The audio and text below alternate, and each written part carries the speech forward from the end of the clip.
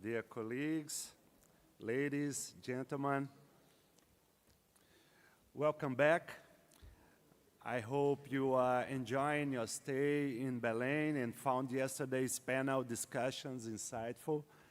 I am very pleased with the support you showed yesterday in your statements. Your contributions have demonstrated our collective strength and capability in fostering transparency and accountability. I extend my gratitude to Dr. Isma Yatun from SAI Indonesia, whose visionary leadership led to the founding of the SAI20. And here we are for the third time. This initiative has provided us with a robust platform to unite our efforts and amplify our impact. Additionally, I would like to thank the Controller and Auditor General of India, Mr. Murmu, for his instrumental role in consolidating SAI20 within our community. His dedication has ensured that SAI20 remains a cornerstone of our collaborative endeavors. This forum stands as an excellent venue for mutual knowledge sharing and collaboration. As we look towards the future and our ongoing efforts in climate finance and energy transition, it is essential to highlight a significant point mentioned by Dr. Thelma Krug yesterday. She emphasized that one of the most pressing needs for Supreme Audit Institutions is tracking the progress in the implementation of each country's nationally determined contributions, the NDC, which are updated every 5 years. By rigorously tracking and reporting on the progress of these contributions, we can ensure that our action align with the ambitious climate goals. Let us take this insight forward, prioritizing the monitoring and evaluation of our climate commitments as we work together towards a greener future. Additionally, we are keen of further consolidating the audit of poverty as a multidimensional phenomenon, as highlighted by Dr. Sabina Alkaya from Oxford University. The overarching objective regarding non-income dimensions of poverty is to promote integrated approaches to address poverty. We plan to continue advancing this discussion to ensure high quality, timely, and reliable data on multidimensional poverty. South Africa's example, as presented yesterday by Auditor General Maluleke, is particularly instructive. Their whole of government auditing model has enabled the identification of critical issues by viewing the entire government as a single ecosystem, one auditee and one auditor. By adopting this model, we can better address the complexities of poverty and climate change, ensuring a holistic and inclusive approach to sustainable development. Let us take these insights forward, prioritizing the monitoring and evaluation of our climate commitments and poverty reduction strategies as we work together towards a greener and more equitable future. Today, we start with Mr. Philip Hauser, who will provide us with a forward-looking perspective before we proceed to the presentation and adoption of the SAI20 Communiqué 2024, along with exploring synergies with Intosai and the Troika statements. Mr. Hauser, please, the floor is yours. Good morning, and thank you, Minister Burundantas, for your kind introduction. And you all for indulging me again in discussing how SAIs can help to accelerate and improve policy development for a sustainable future. Based on the discussions we had yesterday, I developed some reflections and some thoughts that may help us to guide future activities that you are developing, but also that we, civil society, is developing in order to accompany these nationally determined contributions which all target climate neutrality in line with the objectives of the Paris Agreement. A very brief word again on the E+ institutes. We are a think tank. We are financed by donations, and we have the objective as a think tank to help Brazil to develop and improve policies that help to align climate neutrality, competitiveness, inclusive economic growth, in order to position Brazil as an important, valuable member of a global community. We all know that Brazil has resources that are needed by the world for climate neutrality, but we also know that Brazil needs international investments and needs clients for its products. So that is the objective of the E+ Institute, to contribute to the development of such policies in dialogue with government, industry, academia, and civil society. I would also like to highlight that the E+ Institute has launched a proposal called the Belém Consensus in order to discuss how new standards and rules for trade can help us, that international trade really helps us to achieve climate neutrality and also leads to a race to the top when it comes to social and environmental criteria.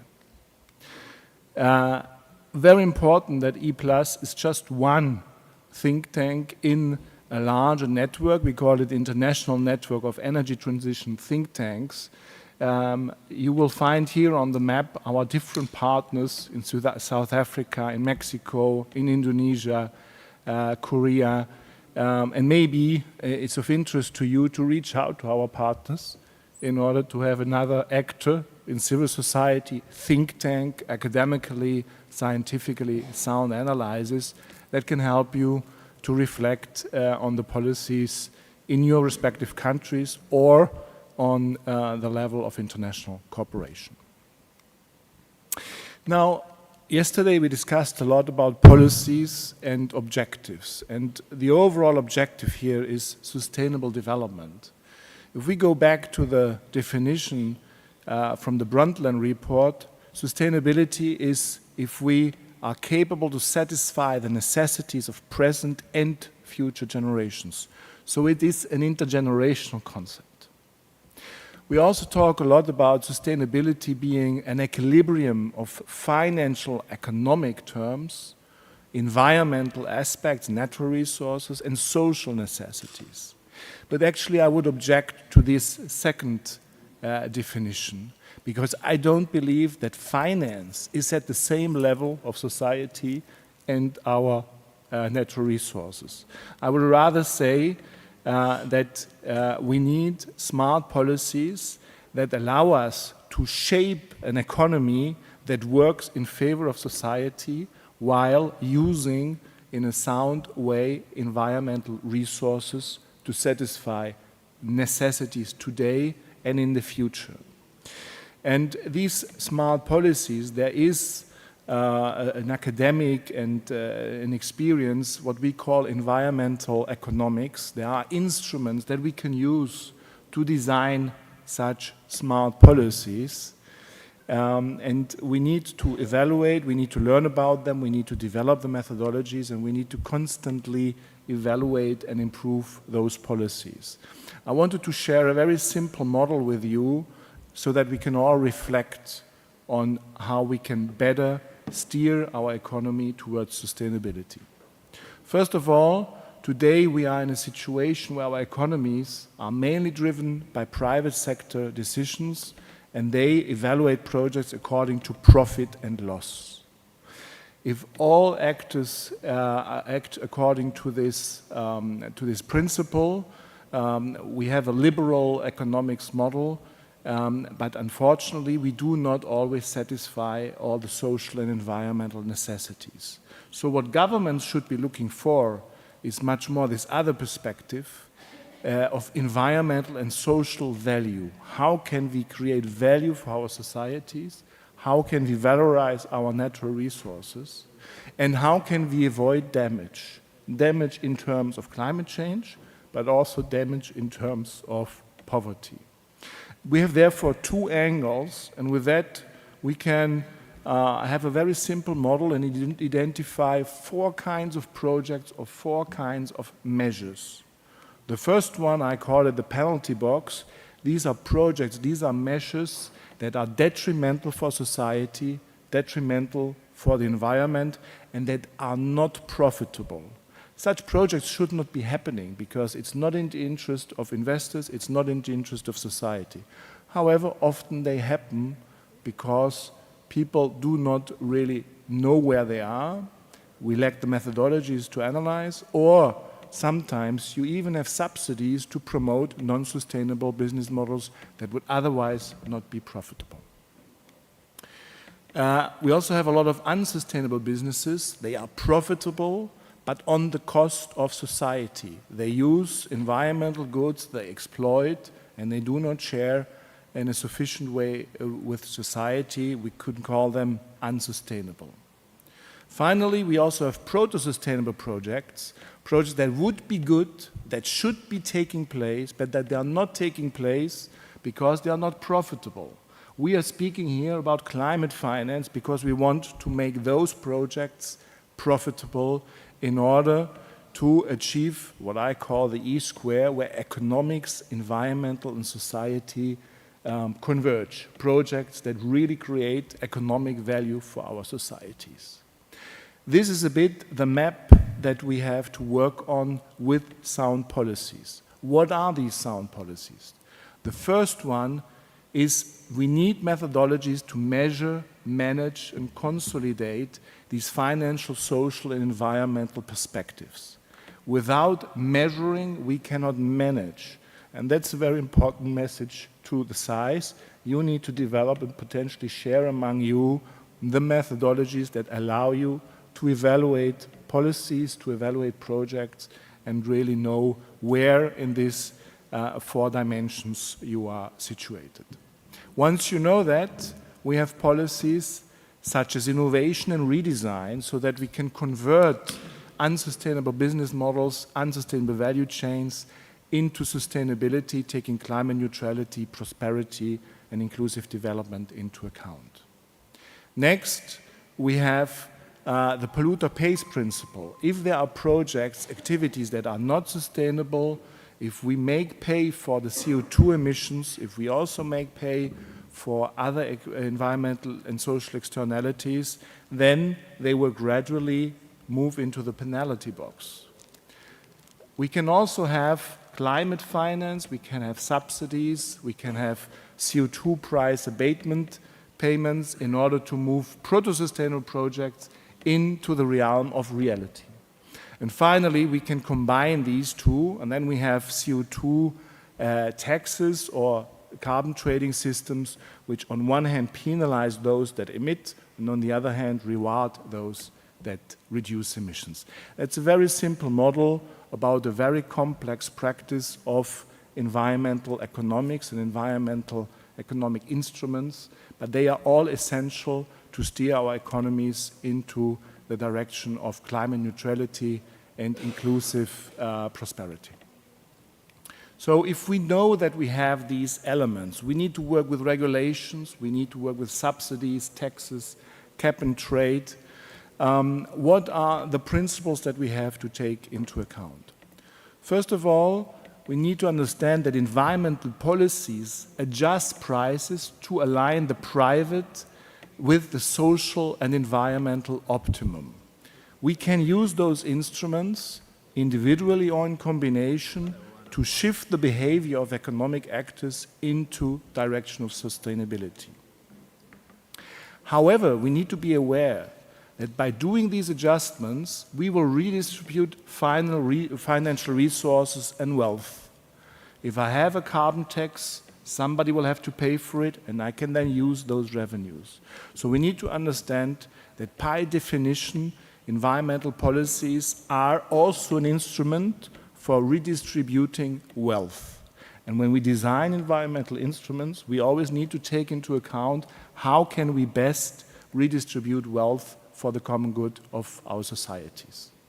Also, efficient policies optimize costs and benefits, promote equity inclusion.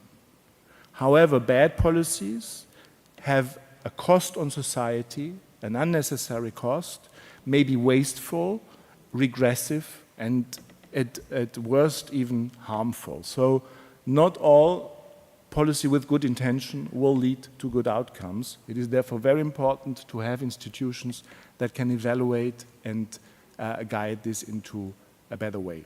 What are the criteria for such a better way? First of all, we need to look whether all measures and policies are compatible with climate neutrality. It is not enough to simply reduce emissions partially. We need to have policies that carry us all the way to the envisaged future. Second, we need to also look at competitiveness. It doesn't make sense to develop green business models that turn into green stranded asset because they are not competitive in the long run. We will have a global economy, and each country will have to contribute with its comparative advantages. Third point, look at the spillover that such projects have for your economy. Projects that produce, for example, hydrogen, they have an impact on the overall energy system. If they are designed in a way that maximize benefits, then they have a much larger worth for society. And fourth point, when we talk about cost of abatement, don't look at it in financial terms, look at it in economic terms. If we, for example, have projects that reforest, that lead to reforestation, its biodiversity, income for local communities, there are many other aspects that you should take into account. We can also talk about cost. A lot of people say, well, if we do this, this will be expensive. And what I would like to say is, look, we will face costs anyway. If we don't invest in mitigation, we will suffer impact. We will have to do adaptation. So it is up to policy to choose between these three dimensions. The more we invest in smart mitigation, the lower our impacts and the lower the need for adaptation. So again, we need well-designed policies that take mitigation and adaptation into account. We need to seek to do both. And we need to understand that investment has to happen today to avoid impacts in the future. So when we discuss financial budgeting of governments, we need to have an equilibrium between the financial debt today and the climate change liabilities for future generations. This just to illustrate what I said. Thelma Krug yesterday explained us about the cost of the 1.5 degrees, which are much lower, still substantial. We talk about 8% of GDP. But if we don't target the 1.5, we will have a cost of 13% of GDP just for climate change. So if we discuss the cost of mitigation, we always have to compare it with the cost of inaction. And here, I want to show you some insights from a recent IRENA report. They looked at the 1.5 degree scenario, and they said, to achieve this, we need to invest 50% more. Instead of 103 trillion until 2050, the world will need to invest 150 trillion. Yes, this is a lot of money, but as you see on the right, our economies will grow. We will have 2.4% more growth now for the coming 7 years, and that's a benefit for our contemporary societies. We will have larger growth in 2040 until 2050. So this is really not just cost to avoid climate change impact, this is an investment for a better livelihood in society today and in the future. Here, just to give you some figures, IRENA calculated that overall GDP growth will be in the range of 1.5%, 1.7% more of employment, mainly in renewable sectors, biomass, forestry. The only sector that has to lose is obviously the fossil sector, where we have some loss of employment, but largely compensated by the renewable sectors. A last word on climate finance, which is the topic that we are discussing here. We always have to understand that climate finance is just a tool. This is not the end. We should discuss climate investment. How can we mobilize the investments that you need in your countries to make use of the natural resources that you have to generate employment for your societies? Today we know that the standard capital market does not finance these, often because your regulatory environment has a problem. In Brazil, we talk about the Brazilian cost, which are the inefficiencies of regulations, of legislation. So first and foremost, you need to work on developing a sound enabling environment so that investors do not face risks. This will reduce the capital cost, and all investments and the products and services that they will provide will be cheaper to your society. Once this is done, then you can work with climate finance, either concessional, so grants, or results-based finance. What is results-based finance? You only pay once the environmental good is delivered. Or you use carbon markets in order to make sure that people that reduce emissions are rewarded, people that emit are penalized. So the point that I wanted to make here is that climate finance is an essential element, but it's only one element in your toolbox. And the most important element is that you have the right enabling environment to promote investments. With that, I come to my concluding remarks. I wanted to highlight that the incumbent fossil-based and linear economy promotes negative externalities such as climate change and the concentration of wealth at the expense of common goods. So what we discuss here is not just a solution for climate change, it is also a solution for a better and more inclusive economy. To do that, we need well-designed policies that use the development of renewable energy, climate-smart agriculture and forestry, and the resource-efficient circular economy to the benefit of your countries and of the global economy as a whole. We need also to build global standards. If we want to have competitive and green economies, we need to play on a globally level playing field. So we all together need to have common standards to avoid protectionism, amplify trade of green products in a way that optimizes costs and benefits of a global level. I know that countries often have the diplomatic position of first caring for their own populations, but unfortunately or fortunately, we are living on a global planet and we will all endure the benefits but also the costs of our global actions. Final comment, financial capital is available at sufficient scale at low cost to do anything that you want to do if you have a sound regulatory environment for the development of such green and competitive industries. So that, I think, should be the focus of your work. Finally, yes, building such a global economy is an imperative, but it's an opportunity for equitable prosperity and peace for future generations. Working towards those goals requires constant progress of designing, evaluating, and optimizing regulations. We will do a lot of mistakes. These are new policies that we have to analyze, we have to reflect, we have to improve. And I think this is exactly the role of Supreme Audit Institutions. You have a singular role and opportunity to monitor and optimize policy development with such a long-term perspective at national and multilateral level. With that, I'd like to thank you for this invitation, for this opportunity. The E+ Institute and many other think tanks stand ready to support you with further discussions. Thank you.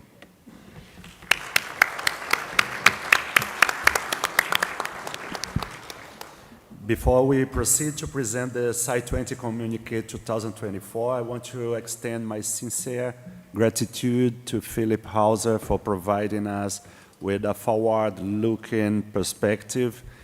It is through collaborative efforts like these that we are able to navigate the complex landscape of our times. Mr. Hauser will have to leave us now for other commitments in Brazil, and please feel free to leave, and thank you once again. Thank you. Thank you.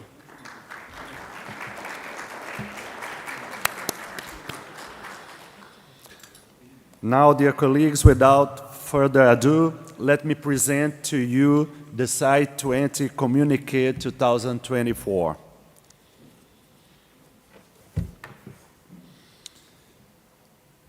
Today, we gather to present the culmination of our collective efforts, the SAI20 Communique, and this document stands as a testament to our commitment with the G20 and the broader INTOSAI community.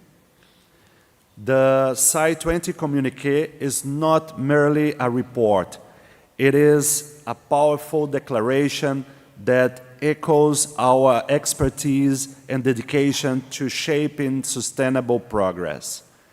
Through this communique, we reaffirm our vital role in addressing pressing global challenges. The construction of the SAI20 communique was a collaborative effort of unprecedented scale. From the initial proposal of themes by SAI Brazil to the drafting process, every step was marked by diligence, expertise, and commitment to excellence. Our recent preparatory Senior Officials Meeting last April in Brasilia served as a significant milestone in this journey. Our discussions underscored the urgency of addressing climate-related challenges, particularly in energy systems. In the SAI20 communique, we present a series of recommendations to G20 leaders. These recommendations emphasize the indispensable role of SAIs in promoting transparent and accountable governance, as well as sustainable development. We firmly believe that our expertise is central to achieving progress in the Sustainable Development Goals. In Recommendation 1, we emphasize the critical importance of effective strategies, funding mechanisms, investment conditions, and transparent decision-making processes in achieving sustainable outcomes. Transparent decision-making processes are essential for fostering public trust and confidence in governmental actions. Recommendation 2 underscores the vital role of SAIs in driving sustainable development. Our role is not peripheral. It is central and indispensable. We do not merely assist or cooperate. We lead and connect effective governance to lasting, sustainable outcomes.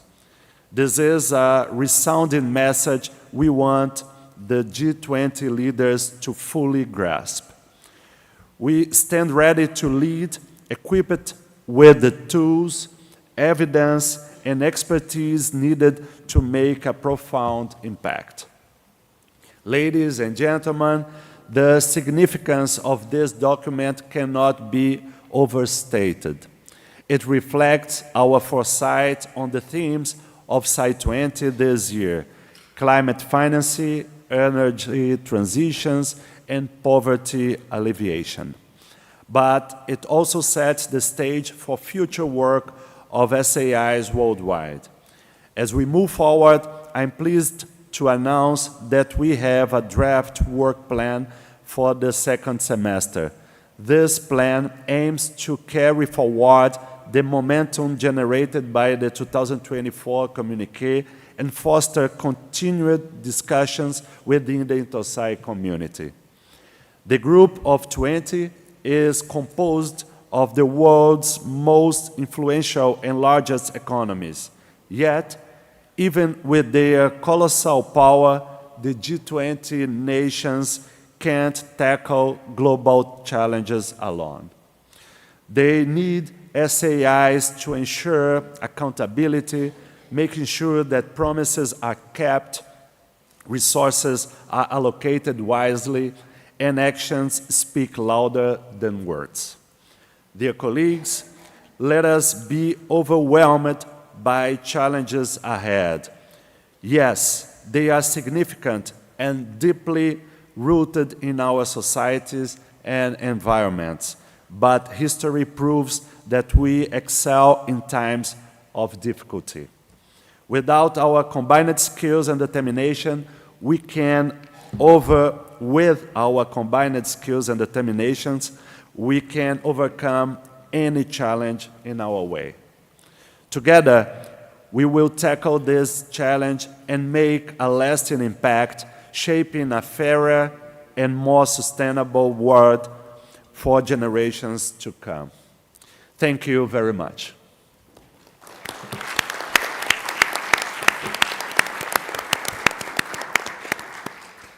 Let us now proceed to the formal adoption of the communiqué. As per the rules of procedure, decisions will be made by consensus among participating members, SAIs only. If a decision cannot be reached immediately, pending matters will be circulated to all participating delegations for further consideration. Before we proceed, I want to share with you two video statements, one from Dmitry Zastev, member of the board from SAI Russia, and one from First President Madame Zineb El Adoui from SAI Morocco. Please show the videos.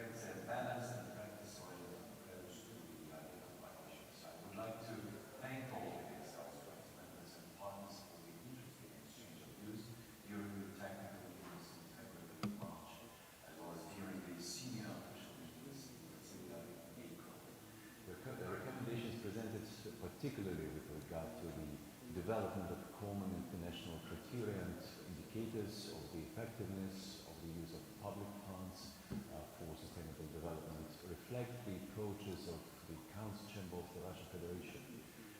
In this regard, I would like once again to draw your attention to the importance of an open sharing of knowledge and best practices, including the use of new technologies.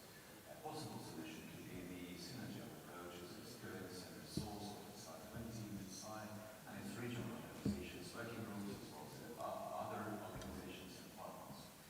Finally, it is crucial to use new technologies such as digital platforms for the purpose of open exchange of experience and best practices, including on the topics of sustainable development knowledge, climate finance, and just energy transition.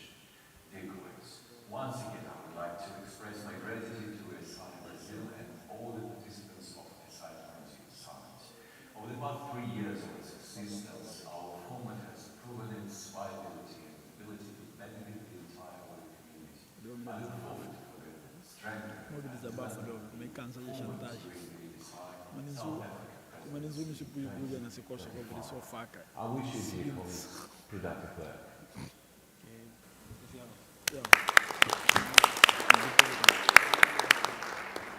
Dear colleagues, Now the video from SAI Morocco.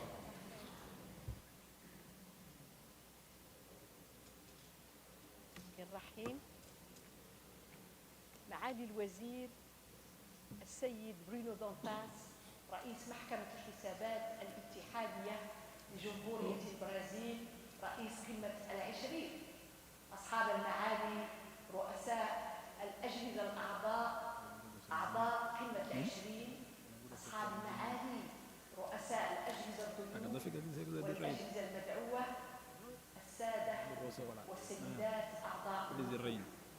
أود بداية أن أتوجه لفخامة السيد الرئيس بالشكر الجزيل على الدعوة الكريمة لأشغال هذا الحدث الهام، هذا الحدث الذي يشكل بالنسبة لنا جميعاً فرصة لاستلهام وتثمين ما تنتجه أجهزتنا العليا أعضاء مجموعة العشرين من أفكار واستشرافات.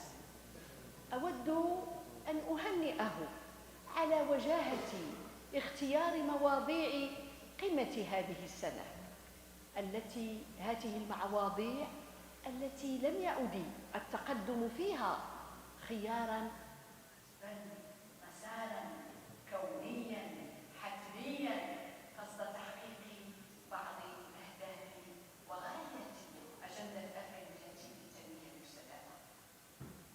في هذا السياق تحتاج منظومة التدبير العمومي وحكامة القطاع العام للمزيد من المواكبة الاستراتيجية، للمزيد من المهنية، تحتاج للثقة وللمصداقية. هذه القيم التي يشكلها صوت أجهزتنا العليا للرقابة. هذه الأجهزة يجب أن تستحضر أعمالها الأبعاد الاستراتيجية للإشكاليات القائمة، وأن تسعى لتكون سنداً مهنياً موضوعياً للحكومات لحل هذه الإشكاليات. ينبغي التأكيد في هذا الشأن.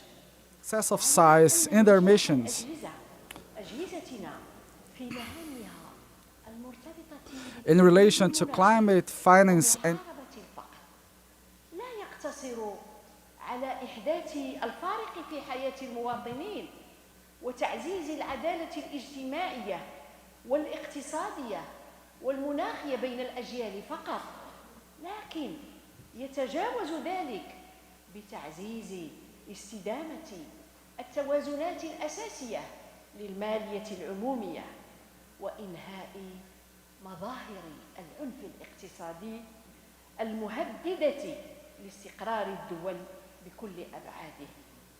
فكما قال مهاتما غاندي بكل حكمة ووقار: يظل الفقر أسوأ أنواع العنف أو أشكال العنف. في هذا الإطار يحرص المجلس الأعلى للحسابات للمملكة المغربية على أن تواكب أعماله الرقابية كل الأوراش والبرامج الاستراتيجية لرؤية الدولة الاجتماعية الحديثة. يحرص أيضاً على تجويد مسارات صياغة وتنفيذ وتتبع المخططات الطاقية وملائمتها مع الخصوصيات الوطنية. وإذا كانت التحديات المرتبطة بالتمويل المناخي والانتقال الطاقي ومحاربة الفقر والجوع تحديات تواجه المجتمع الدولي، فإن الاستجابة للانتظارات التي تقع على عاتقنا كأجهزة عليا للرقابة كمجتمع مهني تتطلب منا المزيد من العمل الجماعي والمساندة والتعاضد المهنيين وتقاسم التجارب الفضلى حتى نوفر أجوبة مشتركة فعالة للأسئلة والتحديات المشتركة التي تواجهها مجتمعاتنا. ولا يسعني في هذا الشأن إلا أن أعرب لكم زميلاتي وزملائي الأعزاء عن التزام الجهاز الأعلى للرقابة بالمملكة المغربية بمبادئ مجموعة العشرين وبالمضي قدما في التعاون البناء بما يخدم الرقابة العليا في قيمها العميقة وأهدافها النبيلة، وكذا في أشكالها المتجددة. أجدد الشكر لكم معالي السيد الوزير رئيس القمة على سعيكم الدائم لرفع التحديات، وأتمنى لأشغال هذه القمة الملهمة كامل النجاح والتوفيق. كما لا تفوتني الفرصة لأهنئ زملائي الرؤساء الحاضرين من الدول الإسلامية بعيد الأضحى المبارك، أعاده الله على البشرية جمعاء بالسلم واليمن والخير، والسلام عليكم ورحمة الله تعالى وبركاته.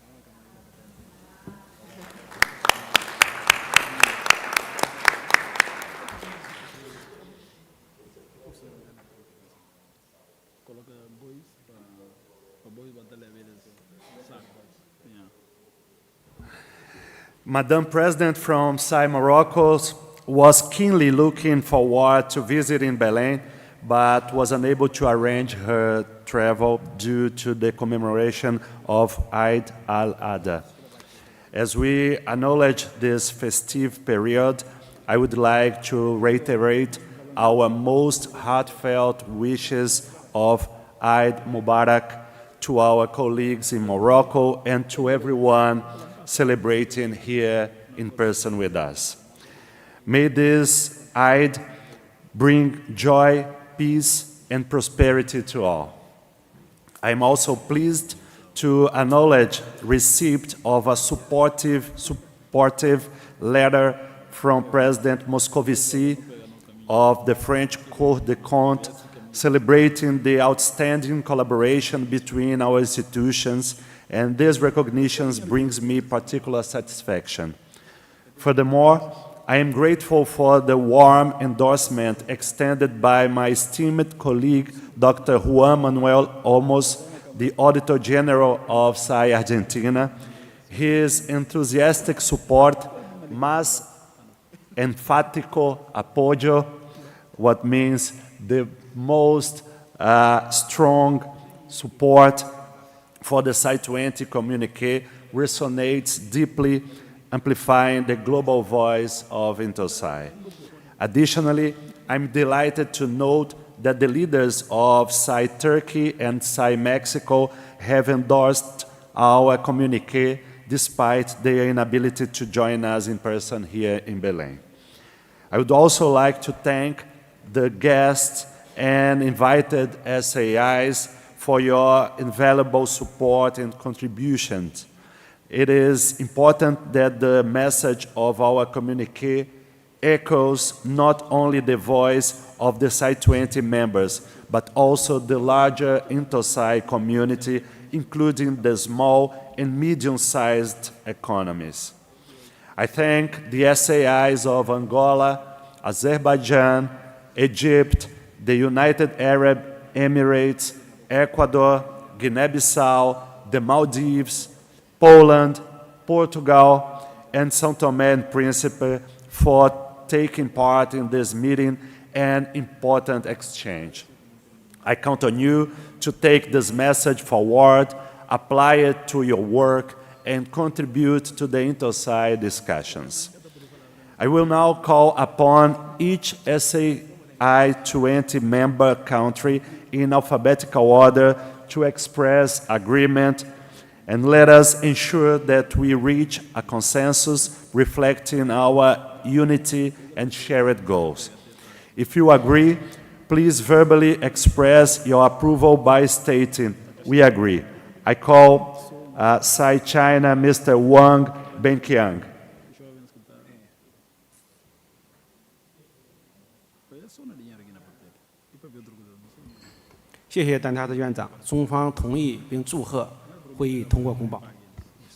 Thank you very much, Mr. Chair. We agree with this document and please accept our congratulations. Thank you, Mr. Benqiang. Now I call SAI Germany, Mr. Bernhard Ehrmann. Distinguished Chair, for the German SAI, I would like to adopt the communique. Thank you very much. Thank you. Now SAI India, Mr. Girish Chandra Murmu. Thank you, Chair. We compliment and agree with the communique. Thank you very much. Thank you. Now SAI Indonesia, Ms. Isma Yatun. Thank you, Chair. SAI Indonesia do agree to the SAI20 Communique 2024 that was just summarized well by the Chair of SAI20 2024 Ministry, Bruno Dantas. I thank you and TCU colleagues who have prepared and finalized the 2024 SAI20 Communique. Congratulations for this achievement, and I look forward to hearing the SAI20 communique brought forward to the G20 leaders at the G20 Summit in November 2024. And especially for you, Madam Sakani, we're looking forward to meeting you in South Africa next year. Thank you.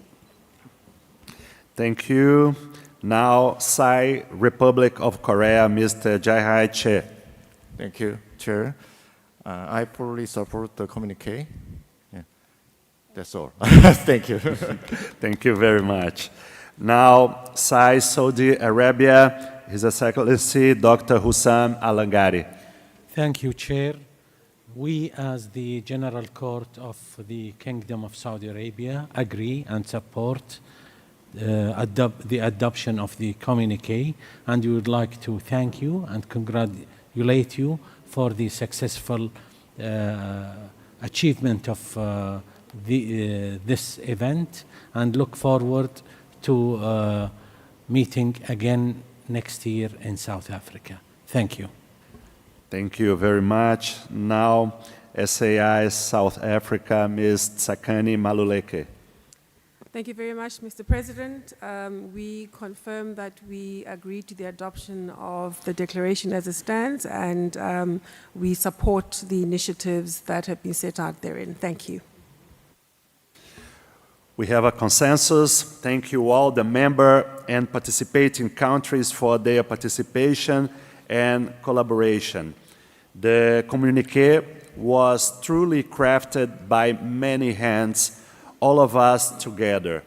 With the consensus of all member countries, the SAI20 Communique 2024 is hereby adopted.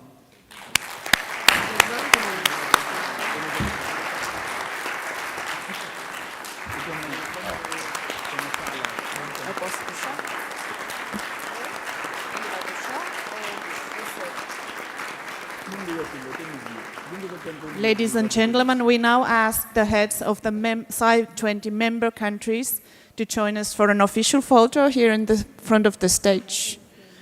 The heads of the member countries.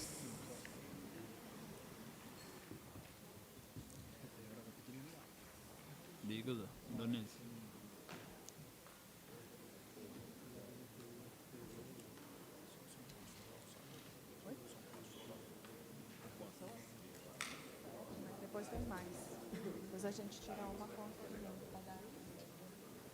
Depois a gente tira só com os heads ou chama os outros heads? Os participantes? Tirar eles no chão. Não, só asiático. Não, Brasil, África. Mesmo Argentina, cadê? Muito fazido. Daquele que é de direita. I ask you, Please stay here in the photo. I now ask for the heads of the participating, invited and guest SAIs also to join the photo. The heads of all the Supreme Audit Institutions present here, please join the photo. Heads of delegations of all the SAIs.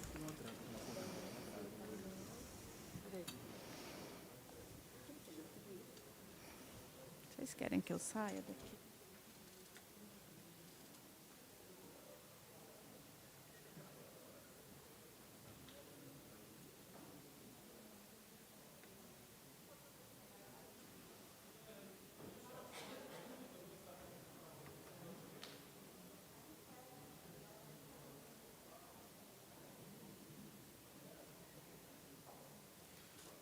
Do you have all photos? All photo on the TCU website. At the website? Yes, TCU. Ah, yeah. Yes. Can.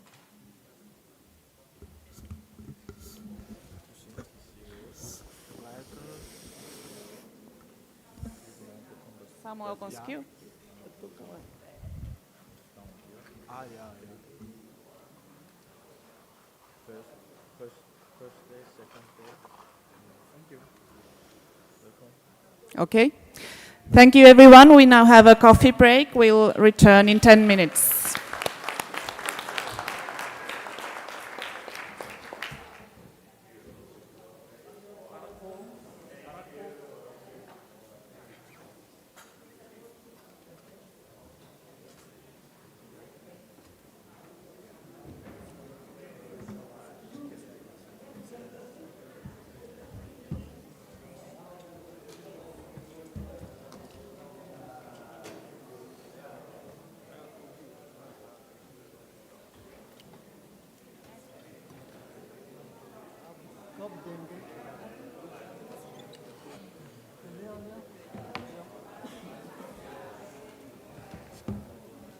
Vamos ver aqui, quantos minutos? 32 minutos.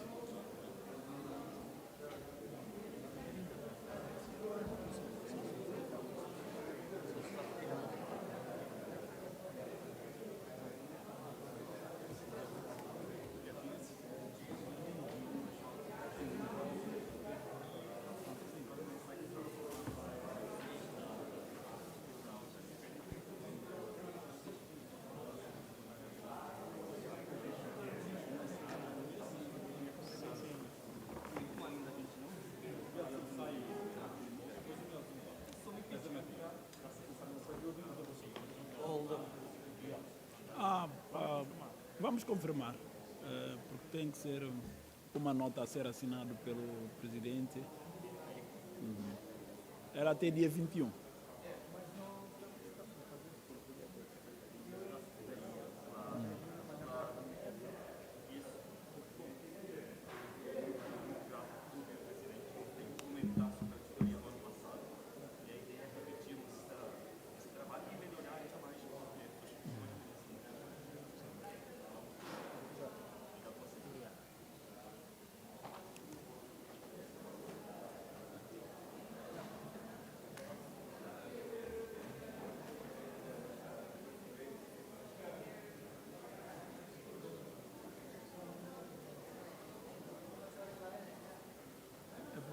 Onde o primeiro é esse? Caos, como ia usar esse protocolo? Olha aqui, jovem. Quem? Bruno. Ainda tem trabalho ainda, não? Ah, café.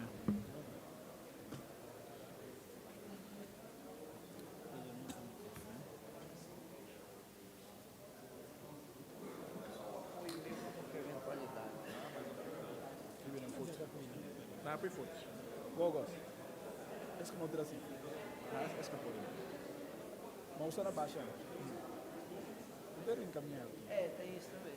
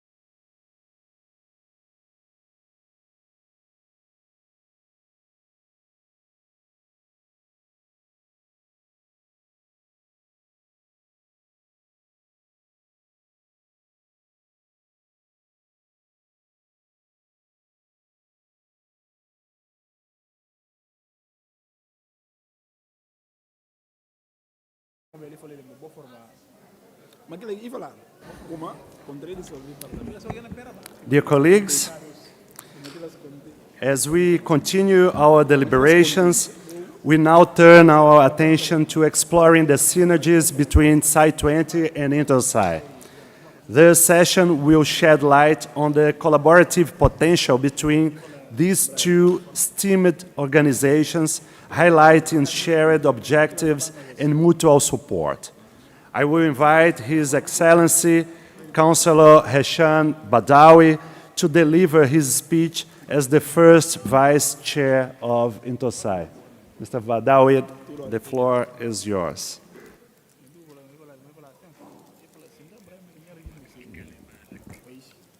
شكرا سيد الرئيس.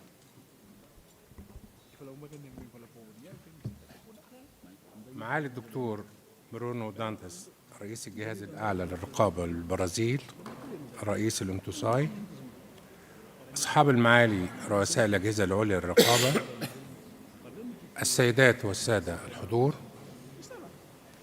تحياتي إلى حضراتكم جميعا وطاب صباحكم بالخير. في بادرة مقدرة من صديقي معالي الوزير برونو دانتس، تلقيت إشعارا بإفراد هذه المساحة لي على أجندة أعمال هذه القمة للحديث عن أوجه التعاون بين مجموعة أجهزة الرقابة العشرين ومنظمة الانتوساي. في واقع الأمر أن الحديث حول هذا التعاون يكتسب أهمية بالغة في ضوء الدور الذي يمكن لمجموعة أجهزة الرقابة العشرين أن تقوم به كوسيط بين قادة الدول وحكومات المجموعة من جانب ومنظمة الانتوساي من جانب آخر. فهناك بغير شك منطقة اهتمام مشترك بين الجانبين فيما يتعلق بتحقيق الاستقرار الاقتصادي الدولي والنمو الثابت والمستدام وتحريك النظام المالي مع خفض معدل المخاطر ومنع وقوع الأزمات المالية، ومن هنا تأتي On the other side, there is undoubtedly an area of common interest between the two parts in terms of reaching the stability, economic stability, in terms of international or worldwide, and also sustainable one. To face the financial system and reducing at the same time the risk coming from the financial crisis. Therefore, it's important to consider this cooperation to the level of the respective cooperation and to the mechanisms which were proposed. We should know the fact that all the members of SAI20 are involved in a way or another in the activities of the InterSAI, as well as the members of InterSAI. We are not a party that are separated of somehow. We have a collision, we have an agreement. The cooperation should be investigated to the level of goals and worries, common worries, as well as the creation of development of mechanisms to better the implementation of the goals. In this point of view, the G20 represents the greatest influences in the world for beyond its efforts, in the sense of maximizing the value of the benefits of the ODS of United Nations, and its great responsibility in the leadership and efforts to improve the control system to better also the support and the capacitation and development of standards and guidelines to better side development, to the level of the constructions of the goals and challenges extended among SAI20 members and the various bodies involved in the structures of the organizations. InterSAI includes in its organizational structure, the group of environmental, about ODS, and key indicators of sustainable development, besides the professional expertise of INTOSAI. Therefore, increasing the SAI20 in the process, it is a considerable contribution that can be done to the level of the reinforcement of the goals to the INTOSAI and to SAI20, specifically to this engagement is productive in terms of answers to the views points. There are many proposals that can be presented for discussion, including the releasing of a initiative which will be shared by the members of SAI20 and INTOSAI, and the Committee of Capacitation and Knowledge, trying to reach the skills of the members of the auditing members and the ODS, besides exchanging data and guidelines, publications, and scientific research between the parties, taking into consideration the SAI20 agenda to the level of the key issues. Worried about the climate finance and energy transition, as well as combat the fight and hunger.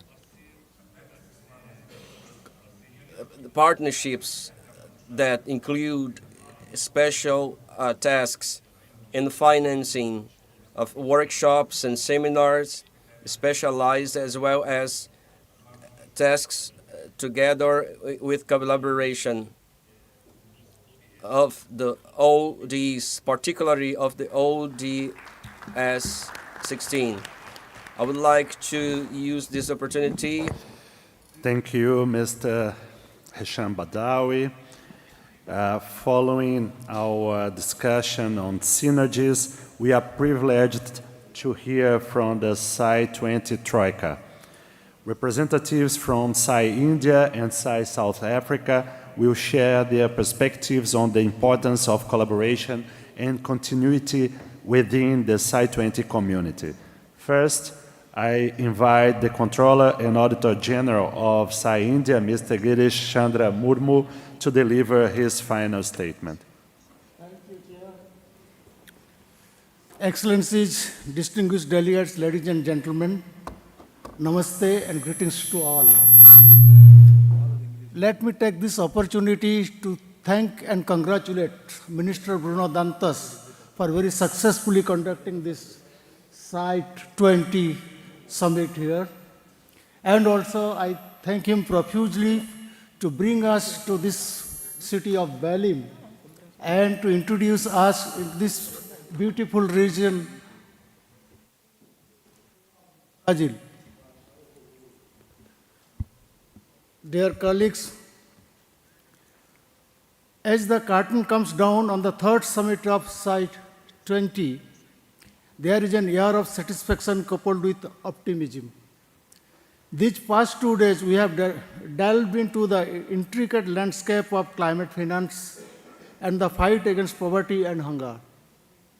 We have shared insights born of experience, identified challenges and risks, and explored innovative solutions. In the process, we have recognized that our journey has just begun. At the very outset, we acknowledge the litany of woes that confound us, the devastating impact of climate change on vulnerable communities, persistent inequities that leave millions in poverty, inefficient allocation of resources, lack of transparency and accountability in financial flows, displacement loss caused by environmental degradation, barriers to education and health care perpetuating poverty, economic system prioritizing profit over people and planet, and sadly, insufficient international cooperation in addressing the global crisis. I cannot but help being reminded of the former UN Secretary General, Mr. Ban Ki-moon's observations. Saving our planet, lifting people out of poverty, advancing economic growth, these are one and the same fight. We must connect the dots between climate change, water scarcity, energy shortages, global health, food security, and women's empowerment. Solution to one problem must be solutions for all. Undoubtedly, the climate change impacts every aspect of life. It threatens existence. All global problems are linked with it, if not as cause and effect, most definitely an exacerbation of including fighting hunger and poverty. Climate finance connects the urgent need for climate action with the financial mechanism required to propel the action forward. It is a recognition of the fact that our responsibility to the environment extends beyond mere rhetoric and tangible financial commitments that pave the way for a resilient and sustainable future. Climate justice mandates that vulnerable countries receive the financial support and robust infrastructure needed to combat the far-reaching impacts of climate change. The insights and expertise of SAIs can ensure that funds are utilized efficiently, commitments are met, and transparency is upheld. Despite progress in the fundamental priority of fight against poverty and hunger, millions of people around the world still lack access to basic necessities such as food, clean water, and health care. The strong positive correlation between multidimensional poverty and climate change vulnerability cannot be disregarded. Poor and vulnerable people are developing countries carry the heaviest burden while being most ill-equipped to cope with and adapt. There is an urgent need for innovative solutions, and more so, the critical need for robust audit mechanism to ensure transparency, accountability, and the impact. For us, SAIs and the SAI20 Forum, we have responsibility towards meaningful audit of these areas that are crucial for global well-being and awareness of their complex nature, the trade-offs and opportunity cost is essential for successful audit. In our deliberations, we have articulated the crucial role SAIs have in ensuring governments implement their self-determined policies for addressing imminent global challenges in letter and spirit, adhering to prescribed milestones. By reporting on their audit findings and making practical recommendations for improvement, SAI output provides a basis for those charged with public sector governance to take corrective actions and thereby improve governance and management. We have recognized the importance of interdisciplinary approaches and the vital role of cooperation among the governments, international organizations, civil society, and the private sector.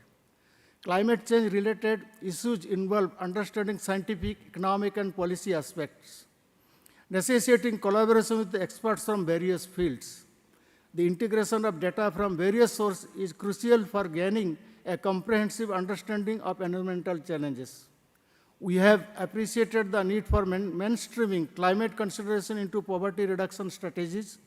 By integrating climate resilience measures into poverty alleviation programs, governments can enhance the adaptive capacity of communities and reduce their vulnerability to climate-related shocks. As Supreme Audit Institutions, we must advocate for increased transparency, accountability, and effectiveness in the allocation of and utilization of climate finance. The impacts of climate change on vulnerable populations need to be mitigated through greater investment in adaptation finance.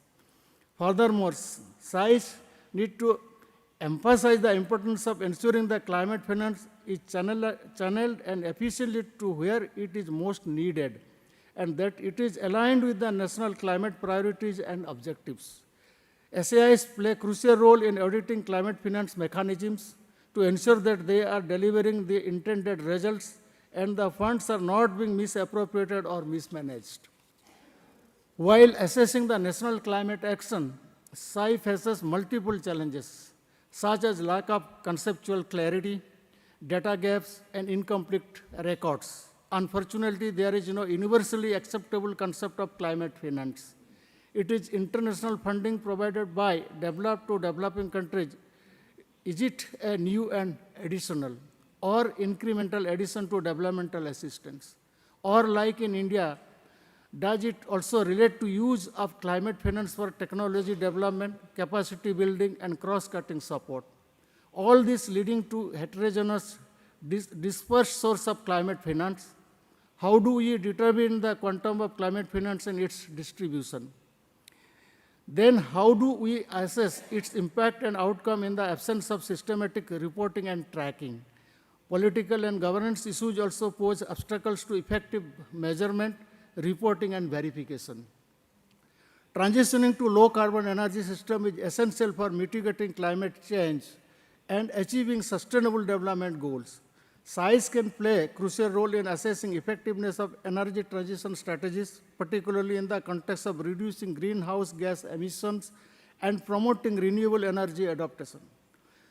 Through audits and assessments, SAIs can highlight the importance of targeted climate finance interventions, the prioritized needs of vulnerable population. At SAI India, we had established in 1986 a dedicated office for auditing scientific and environmental ministries. Some of our recent audits in the field include compliance audit on compensatory afforestation in India, performance audit on the renewable energy sector in India, environmental clearance and post-clearance monitoring, groundwater management and regulation, and conservation of the coastal ecosystem. As a member of the governance team of the Climate Scanner project of the WGA, SAI India actively participated in the development of Climate Scanner rapid review tools. We also undertook a pilot study to test tools and provide feedback and suggestion for further improvement. As we move forward, I urge SAIs to recognize the urgency of the climate crisis and to work collaboratively towards achieving the climate change mitigation goals. Audit is not just a reflection of past performance, but a roadmap for future success. By integrating the insights and suggestions derived from the audit of climate change initiative, there is an upbeat expectation that SAIs will play a significant role in advancing battle against climate change. Moreover, poverty and hunger cannot be tackled by one-size-fits-all policies. They require target intervention, considering the population group, gender, ethnicity, social status, regional groupings, while assessing the effectiveness of government policies and programs aimed to combat hunger, poverty, and climate change. SAIs must factor in the need for disaggregation. As SAIs, we recognize measurement is the key. What is measured can be improved. Our audits must be increasingly data-driven, utilizing technology and analytics. These will lead to more practical and powerful recommendations leading to transformative ideas which governments can leverage. At SAIs India, we have our Center for Data Management and Analytics enabling us to plan and execute our audits with greater assurance. In the spirit of cooperation and collaboration, let us strengthen partnerships, sharing knowledge and expertise to create a more equitable, sustainable future. Through rigorous audits and transparent reporting, we can build trust and ensure climate finance reaches those most in need. By encouraging innovative solutions and adaptive strategies, we can better address the complex challenges of climate change and poverty. Together, we can transform our commitment into actions, ensuring that our efforts lead to real and lasting change. Addressing hunger, poverty, and climate change requires comprehensive strategies, policies, and investment that prioritize sustainable development and resilience-building efforts to ensure more equitable and prosperous future for all. We must emphasize to the G20 leaders the need for conceptual clarity and measures such as tagged climate budgeting, resources for both climate adaptation and climate mitigation measures, the cross-cutting, global nature of our two themes, adoption of whole of society policies, collation of reliable data, and capacity building.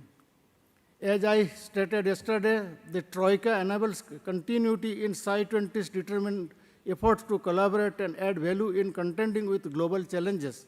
Our assessment and specific recommendations are an extremely useful value addition for mankind.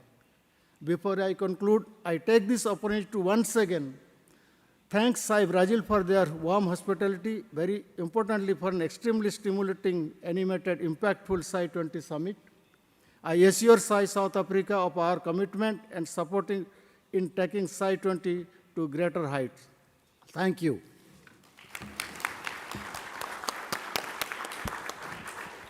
Thank you so much, Mr. Girish Murmu. And finally, I ask Her Excellency Ms. Tsakani Maluleke, the upcoming SAI20 chair, to take the floor. Thank you very much, President, and I'd want to greet the excellencies that are in the room. Ladies and gentlemen, a good morning to you. As we prepare to depart from this momentous gathering, I urge you to reflect on the immense value that has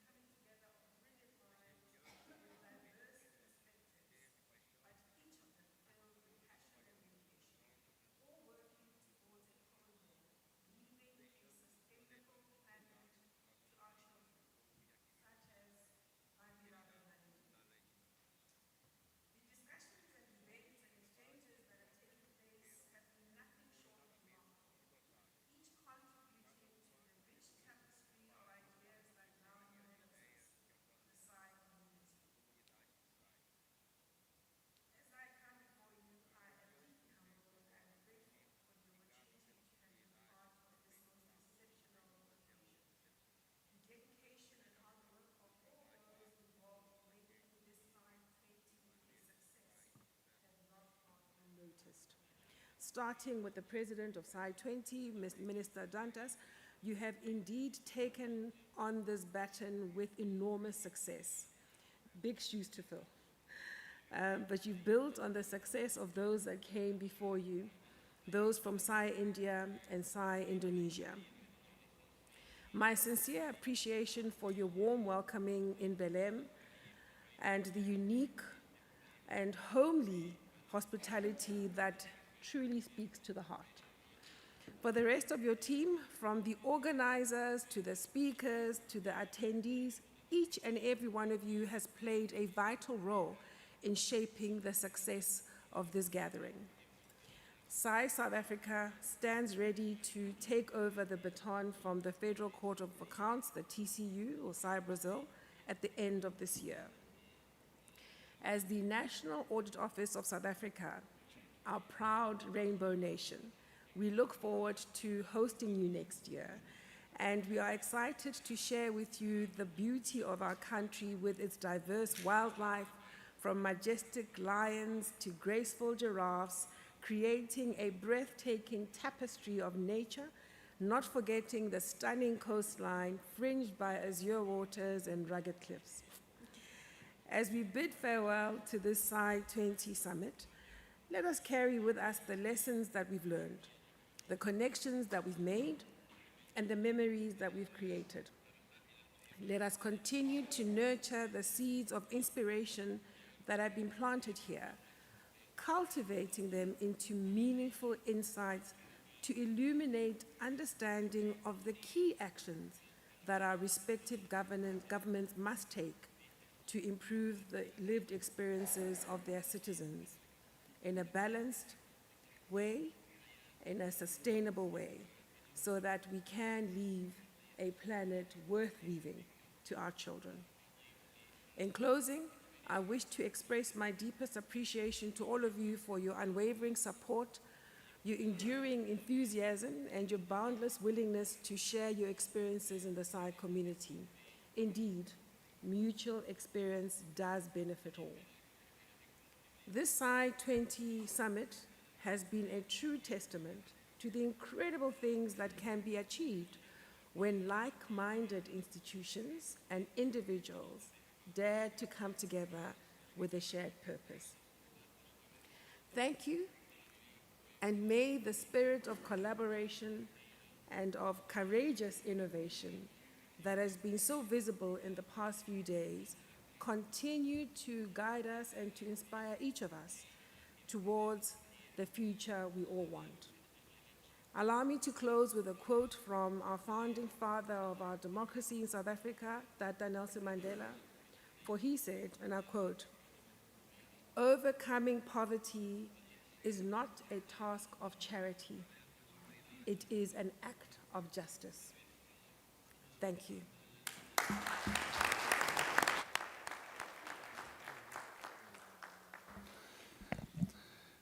Thank you, Dr. Sakani. Thank you very much for your words.